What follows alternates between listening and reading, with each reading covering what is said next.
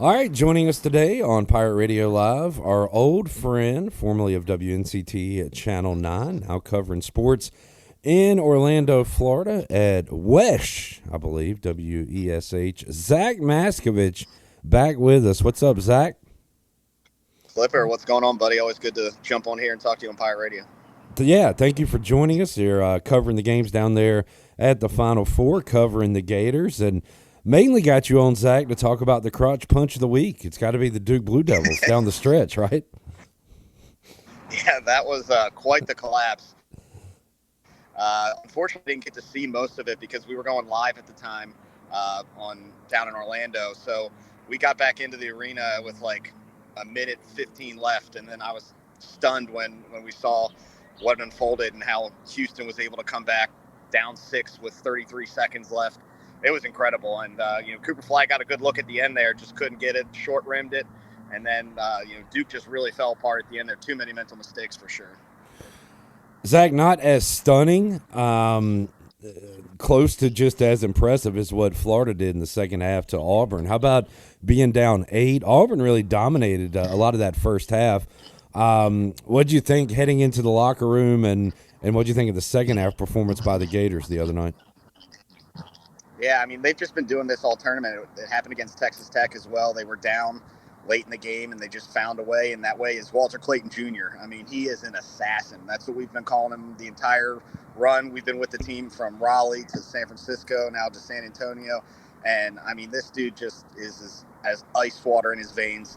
He's cool, calm, and collected all the time. He doesn't celebrate too much when they win. He's just always kind of level-headed. And, I asked him earlier yesterday, I believe, what kind of halftime adjustments does Todd Golden make? Because it seems like he has an answer in the second half. No matter how much they're down in the first half, they find a way to just, close that gap. And then if it's late in the game, then, Walter Clayton Jr. can take over. And he just said Todd Golden just comes in and just reminds us that, we can do this, stay calm. He's got a smile on his face. Although I heard, the halftime speech of the game against Auburn might not have been family friendly, but they found a way. Whatever it was, it worked, and Florida's second half was incredible. I was watching the Mark Titus show after Houston Duke. I needed more college basketball content, and he was on live and said that he went to go – he ran into it accidentally. He went to go grab a drink halftime of Auburn, Florida, and I guess walked near the locker room and said he was MFing those guys like he had never heard before. How about your interactions or just following Coach Golden this season? First of all, the first time I saw him this year, like, he looks like a kid. Like, he's a very young-looking man, but apparently can get the best out of his players. But what kind of coach is he, Zach? Yeah, I mean, he's only 39 years old, so he's 3 years older than I am. And he seems like a really likable guy. A lot of coaches they'll kind of do their podium interviews that they're required to do, but then, won't really come and talk like breakout sessions with reporters or come back into the locker room and do some more media. But Todd's been great. He's been, taking care of all of us in the media and, giving us a little bit of extra of his time. And he just seems like a guy that the players really like and really get behind. And, the way that he's built this roster is pretty impressive. It's a pretty deep squad, and I just think that his X's and O's are great. I think he's really strategic when he calls timeouts. He'll call them, right before a media break so that you kind of get back-to-back timeouts to get his team a little extra breather and a little more strategy involved. So I think Todd Golden's got a very bright future ahead of him in this coaching thing. And, it's kind of the opposite, age-wise when you look at Houston's Kelvin Sampson. He's one of the oldest coaches in college basketball right now. I think he's the 4th oldest active coach, and if they do win, he'll be the oldest coach to win a national championship. So you kind of got the old versus the new here tonight. Zach Maskavich joining us from San Antonio. Zach, you mentioned Clayton. You got to be careful with comparisons. I heard Steph Curry the other night with Clayton, and not saying like he's going to have his career or shoot the way he does, but some of the finishes at the rim, some of the shooting. The play I recall the most from him when it comes to Steph Curry-esque was against Texas Tech during that comeback at the end. He basically has the ball in the paint, dribbles out, hits and shoots the three, and made it look like a layup. So he certainly is special. There's going to be some great guard play with him and Cryer and Sharp tonight. So looking forward to that part of the game. What do you think are some of the keys for tonight's matchup? Yeah, I mean the Clayton Jr. Cryer matchup, I think, is what the nation wants to see. They both had such good games in the Final Four. Cryer had 26. Clayton Jr. goes for over 30, and he's the first player to go over 30 in the Elite Eight in the Final Four since Larry Bird in 1979. Yeah. So he's getting all these comparisons, and it's a little unfair for how young he is and all that. And still has a lot to prove when you're talking Steph Curry, Larry Bird. But those Steph Curry comparisons really started to come up a lot in San Francisco. And at first, I thought it was just because we were in the Warriors arena and some of the local media was trying to compare him to Steph Curry. But then you kind of saw it come to fruition, I thought. And, he's just incredible to watch. If the game's close down the end, I really think that, it favors Florida for that reason. But, I really want to see what happens with some of the other players. The Florida players. They need to get some more production from other guys. Elijah Martin had a really good game. The FAU transfer. He's been to the Final Four before. Went there with the Owls, and he had a pretty good game. And then we haven't really seen Will Richard recently. He had 15 points in the second round and 15 points in the Sweet 16, but in the last two games he's been under 10, and he's definitely one of their better players. So I think try to watch for him to see if he can get more involved. Tommy Hawk coming off the bench can really stretch the floor.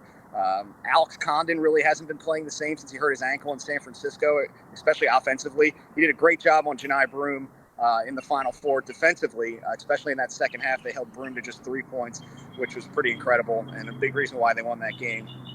So I want to see who else can step up besides Walter Clayton Jr. because they're going to need 2 or 3 guys to also get into double figures.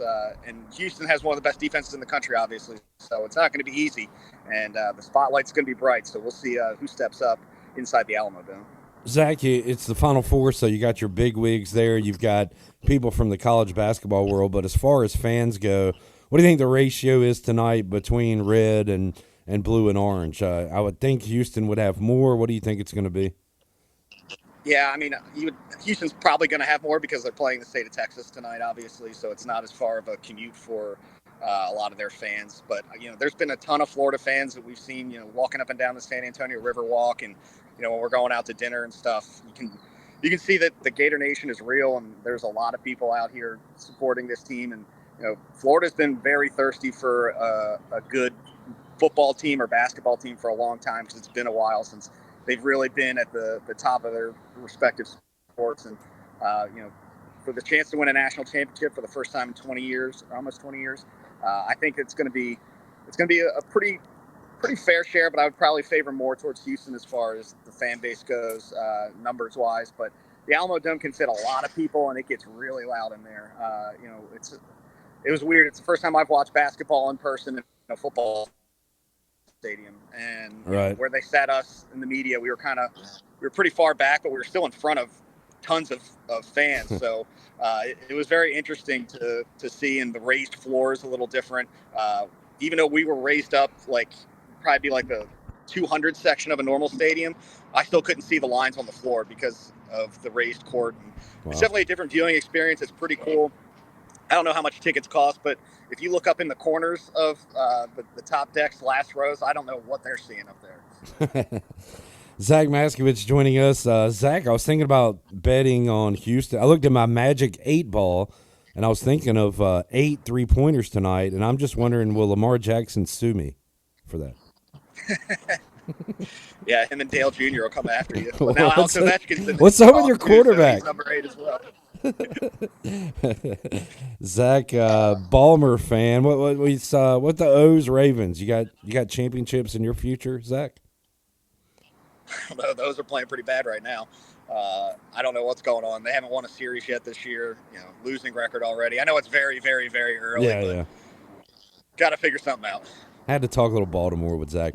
Zach, thank you, man. Great to talk with you. It looks like you're doing great, so keep up the good work. Enjoy the game tonight, and we'll talk some football later on this year. All right, thanks, Clipper. Tell everybody back in Greenville I said hi.